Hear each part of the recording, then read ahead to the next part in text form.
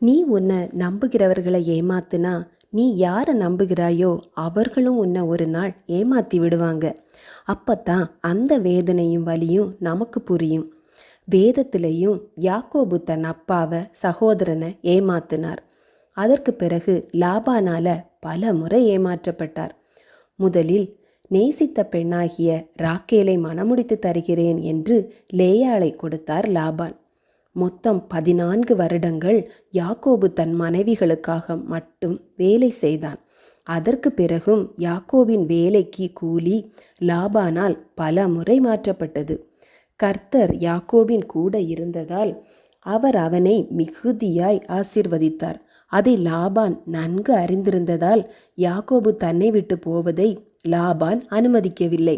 ஆனாலும் கர்த்தருடைய பலத்த கரத்தின் வல்லமையினால் யாக்கோபு லாபானின் இடத்திலிருந்து தன் மனைவிகள், மக்கள், வேலையாட்கள் மற்றும் கால்நடைகளுடன் வெளியேறி கானானுக்கு யாத்திரையானான்.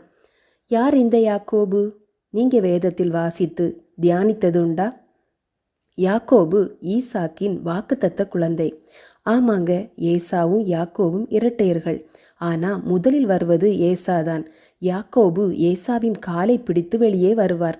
இவர்கள் தாயின் வயிற்றில் இருக்கும் போதே மூத்தவன் இளையவனை சேவிப்பான்னு தேவனுடைய வாக்கு கிடைத்தது.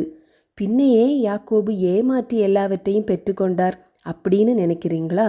தேவன் அதினதின் காலங்களில் காரியங்களை செய்கிறவர். சரியான சமயத்தில் எல்லாம் கிடைக்குமாயிருந்தது. ஆனால் ஈசாக்கு வேட்டையாடிய உணவின் ருசிக்கு அடிமையானதால் ஏசாவை ஆசீர்வதிக்க விரும்பினார். ஏசாவோ கூழுக்கு ஆசைப்பட்டு சிரேஷ்ட அவகாசத்தை யாக்கோபுக்கு விற்றார். ரெபேக்காவோ குறுக்கு வழியில் யாக்கோபு ஆசீர்வாதங்களை பெற ஆலோசனை கொடுத்து அதை நடப்பித்தார். அந்த பாவத்தின் பலனை யாக்கோபு லாபானிடத்தில் அனுபவித்தார். ரெபேக்கா யாக்கோபை விட்டு பிரிந்து வாழ வேண்டியது வந்தது. யாக்கோபு திரும்பி வருவதற்குள் மரணித்தார். ஏசா தேவனின் ஆசீர்வாதங்கள் அல்லனா சிரேஷ்ட அவகாசத்தை பயிற்றங்கூழுக்காக அலட்சியம் பண்ணினார். யாக்கோபு அதை பெற்றுக்கொள்ள என்ன வேணும்னாலும் செய்ய தயாராக இருந்தார். முடிவில் நிறைவாக தேவனால் ஆசீர்வதிக்கப்பட்டார் யாக்கோபு.